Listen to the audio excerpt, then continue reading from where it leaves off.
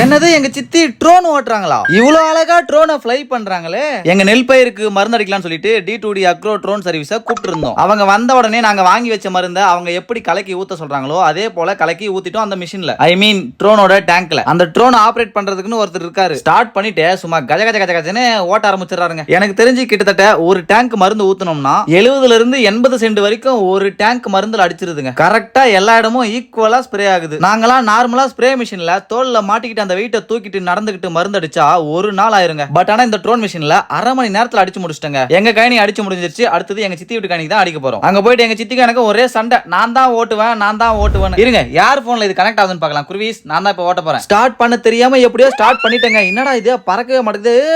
பறக்குது. எங்க சித்தி வேற டே நீ ஆஃப் பண்ற இப்ப நான் ஓட்டுறேன் பாரு அப்படின்னு சொன்னாங்க. ஓட்டு.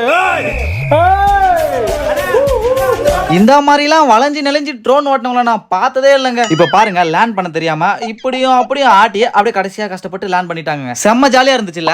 குருவிஸ் எல்லா பயிருக்குமே பூச்சி மருந்துல இருந்து களைக்கொல்லி வரைக்கும் அடிக்கிறாங்க இந்த D2D அக்ரோ ட்ரோன் சர்வீஸ். கஷ்டப்பட்டு மிஷினை தூக்கி தோல்ல மாட்டி மருந்து அடிக்கிறதுலாம் ரொம்ப கஷ்டங்க. குருவிஸ் நீங்களும் உங்க பயிருக்கு இதை போல மருந்து அடிக்கணும்னா ஒரு கால் பண்ணீங்கன்னா போதும், கார் எடுத்துன்னு சரன்னு வந்துருவாங்க.